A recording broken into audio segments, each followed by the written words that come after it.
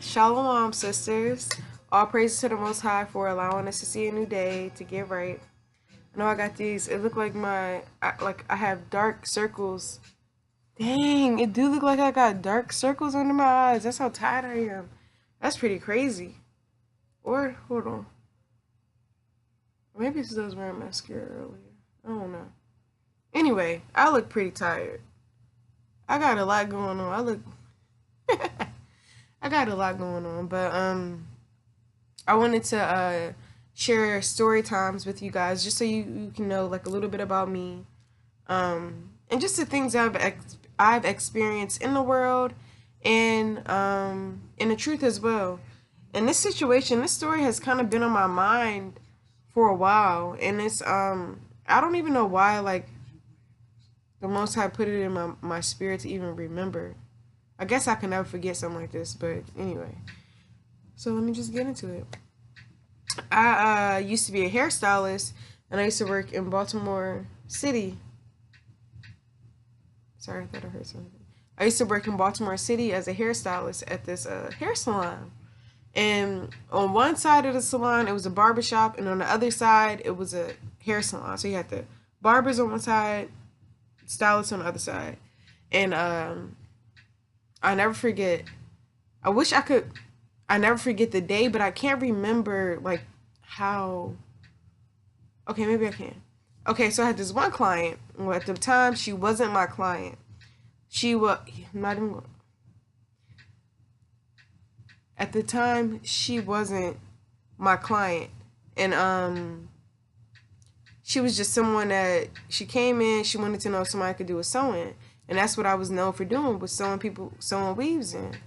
So the owner was like, yeah, oh, she got you, Asia, she could do a sewing for you, da da da da. So what happened? So I started, doing her hair and everything. And look, y'all, I'm doing this sewing, and I'm like, this is a transgender. This is not a woman. This is a transgender. And he, see how I had to switch to he? That's sad. But he was like, yeah, he was just pretty much telling me his whole life story.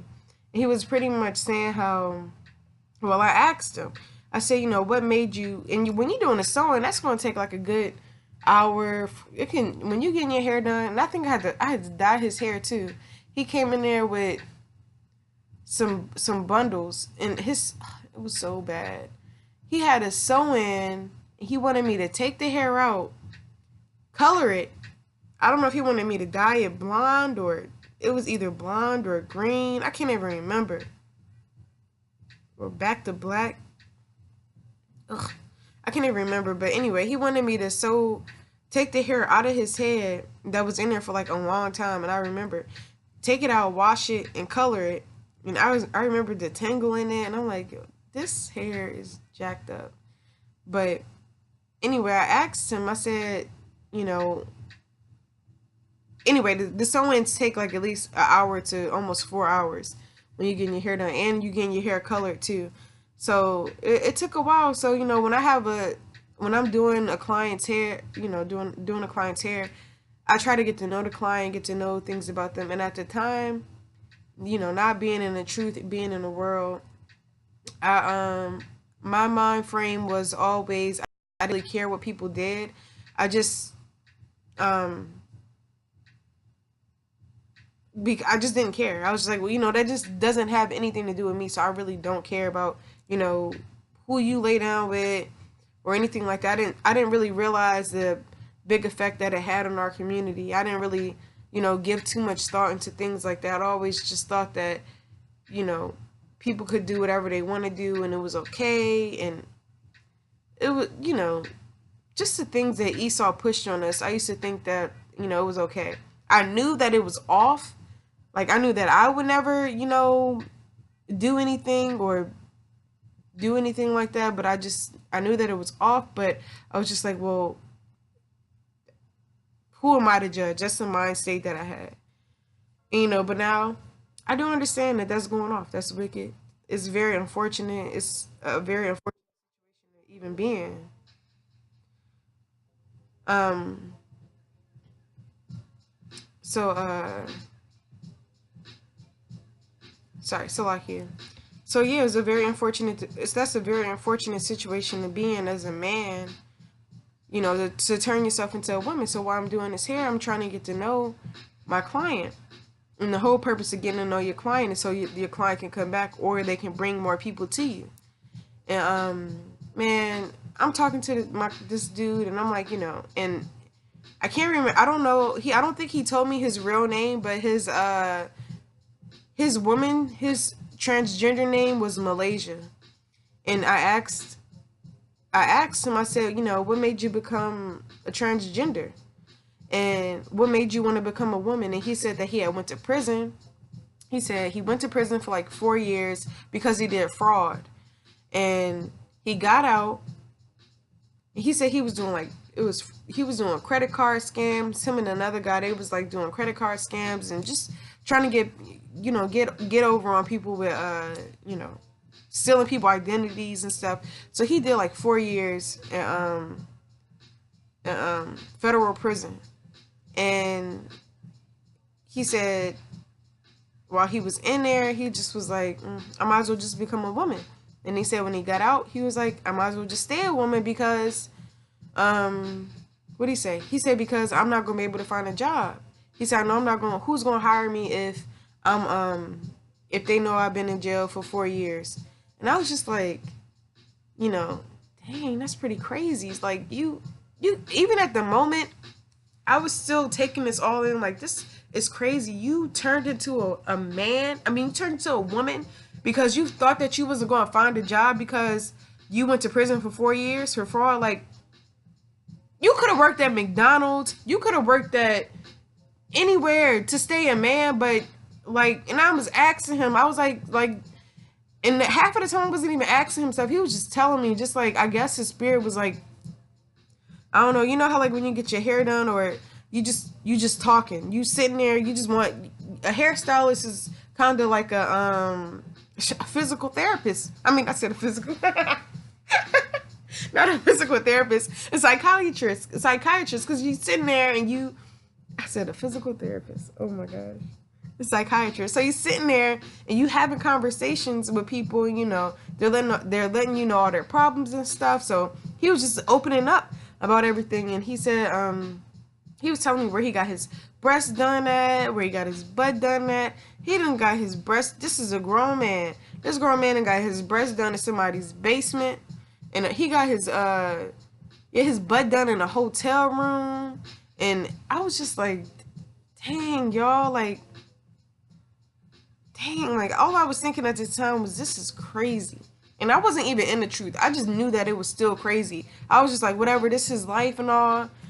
In my mind, I was like, look, I'm going to get this money for this sewing. Look, he can go on his way.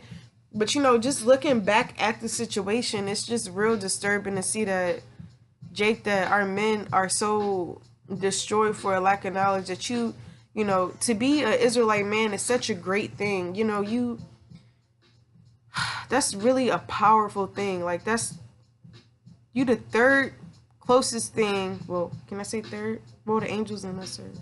So yeah, you on this earth you're the closest thing to, you know, Yahweh Shemi Hawashai. For you to, you know, not know that, it's unfortunate, and to you to want to turn into a woman, you know, we're all jacked up. Why do you want to be a woman? Like, we get cycles.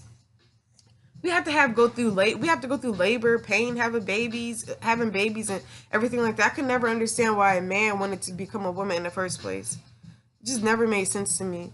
But yeah, he got breast implants, butt implants. He got a nose job. He got his lips done, and he was just looking a hot mess. And I just remember like that day, and I remember even after I was done his hair, you know, he was like, oh, you know, he was swinging his hair around, you know, feeling all good and confident. And I'm thinking to myself, like, this man is confident because he got a weave in his head. And anyway, he was talking about, you know, how his baby mother, and I said, baby mother, like, you gotta take my elbow at, my elbow might be ash. I was like, dang, you got a baby mother, like, what's going on? Like, what'd your baby mother say? He was like, yeah, she was upset about it. Like, what'd your, you know, he said he had a son. I'm like, well, what did your son say? He said his son, you know, his son is learning to accept it and stuff. And I'm like, damn, like, this is real crazy. But now, thinking about, you know how when you get into the truth, you think about the scenarios that you were in while you were in the world, and you like, dang, like, that's real crazy. That's real sick. It's real sick to see that to even think that this boy had to see that his father go away for 4 years to turn around to be a woman named Malaysia. And he was a stripper. He said he was a stripper. And the owner of the salon that I worked with, the owner of the salon that I worked in, he owned a strip club too. And I don't know, he was a little suspect to me too. And it was real weird. That's gross. Anyway, he was suspect to me too, and he was giving the dude a ride. I don't know. Look, hey, I don't know. I ain't gonna bear false witness. All I will say is a little suspect what was going on, because I was the last one in the shop that night. It was me, the dude, and the salon owner. And the salon owner had gave the dude a ride home. But anyway, the dude used to work at the strip club. The stripper, the transgender, worked at a strip club. And mind you, he still had his genitals. So I'm like, wait a minute, what's going on here? How are you stripping and you still got your genitals? Like, what's going on? And he was like, yeah, you just got to do a little, tucking this, that. And I'm like, oh my gosh, this is so crazy. All I was thinking was, this is crazy. But now thinking about it being in the truth, I don't know why it's been really disturbing to me, like very disturbing to me lately. Like, it's really been bothering me. I feel bad that, I didn't know any better. I feel bad that, he doesn't know any better. But you should at the end of the day. Damn, you stripping and you a man and turned to a woman. You would think, but I don't know. That's just the curses. It's just real unfortunate. And what else happened? Oh, he was pretty much telling me how a lot of guys used to mess with him and they knew that he was a man. And he said it would be a lot of guys that was like hardcore in the street, quote unquote, go so hard, you know what I'm talking about. Y'all know the type of dudes I'm talking about. He said that those was the type of guys that used to mess with him and they knew that he was a man. And he said it's been times where, he's gotten beaten up because he tried to hide the fact. But I'm like, look, he'd say he tried to hide the fact that he was a man. You could look at it. You could look at the dude and tell that he was shit. I'm trying to say he. You could look at him and tell that he's a man. All right, you can look at him and clearly tell that he was a big dude. He had to be at least like, I'm gonna say, maybe 6'2". Shoulders, you could tell the shoulders. I think he had his nails done, but he just was training. It was real bad. And he was pretty much saying, it's been times he has gotten beaten up, and that's a real wicked spirit when you feel like you gotta lie to people. But come on, Jake, you should know what a woman looks like and what a man looks like. That's just ridiculous.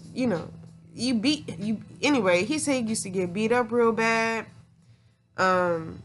He did have a little bald spot in the middle of his head. He said, yeah, he used to get in fights, when men will find out that he was really a man and that he wasn't a woman. And he really got into, and I don't know why, like, a lot of gay people feel the need to, like, tell me, like, a whole bunch of details about their, like, lifestyle and stuff. Well, I was just like, ugh. When he was telling me how he hides the fact that, like, look, it's kind of turning my stomach thinking about it. And I'm just thinking to myself, like, dang, like, we really destroy as a nation of people. Like, the fact that, you got a spirit out here, really, it's a spirit on men making them want to be Like people like men are so our men are so destroyed that they really want to become women. You know that they and you got men that want to be with men that look like women like that's weird. Like it's just real disturbing and it's real sick. It really don't even make no sense to me. And maybe that's why it's been on my mind. Even though I know, I know Romans, I know the curses, but I don't know. I guess I've been feeling bad because I wish I could go back in time and I wish I could be like, look, you an Israelite man, you need to get yourself together. Not like, not try to teach a grown man. Y'all know what I mean, but come on now. It was real bad. And anyway, he ended up bringing in another client. I guess he liked me so much that he brought in his friend.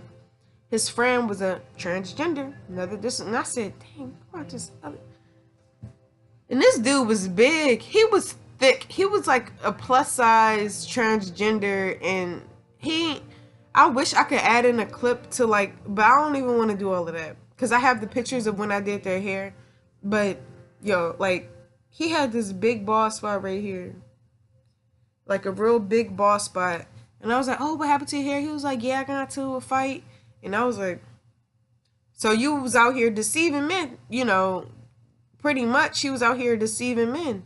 He had this big bald spot in his hair trying to get a sew-in. And I was just like, just talking to these, I can't believe that I sewed hair into a man's head. I'm thinking about it like that. It's so crazy to me. That's real disturbing. These are supposed to be men in the Lord. Powerful men. Kings, priests, princes. Girdles, strong, lighting incense, praying, fasting, having women and children and, just to see how we messed up so bad in this captivity. I mean, in general, not even before this captivity, just to see that we messed up so bad to the point where our men are so destroyed where they just want to be a woman. Like a woman, that's sick to me. That's sad. That's real sad. You have the opportunity to, reproduce and have children, to teach your children, the right way. They don't even do that. They don't. The brother was so destroyed. He said, F it all. I got a son and everything. Okay, I want to be a woman. Pretty much. I want to be a woman. Instead of saying, look, I have the opportunity to work hard for my son, to provide for my son. And even though I went to prison for 4 years, I'm going to do whatever I got to do, legally, to provide for my son. I'm going to just ask the Most High for guidance. That wasn't even his mind frame. His mind frame was to become a woman. And I was thinking that, Salakia. I was thinking that one of the reasons why, he probably wasn't even going to tell me all of this, but I was thinking maybe, he got raped. And I know that's what happens to a lot of brothers when they go, to prison, and when they go to or in prison and or jail, when they get locked up, they can get raped. Because how do you walk into prison a man but you walk out a woman? Something had to happen. It's deeper than just saying, oh, I needed to nobody was going to hire me as a man because I had a felony. That doesn't make any sense to me. And that's just real, real, real sick. And it's just disturbing. If y'all, if any sister got sons out there and y'all listening, we really gotta, man, we gotta be hard on our sons. Everybody's child is different. But I'm not playing no games. I'm not about to have that. Not in my household. We ain't about to have no. When you see something early, you gotta cut it out. Cut it out. You gotta nip it in the bud. I don't know. Cause I just can't even fix my mind to. I don't know. It's just real unfortunate. Nip it in the bud early. Just like the scriptures say.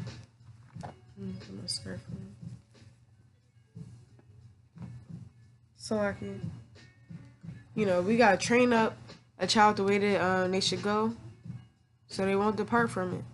I guarantee you, with faith and praying, that goes a long way, Lord willing.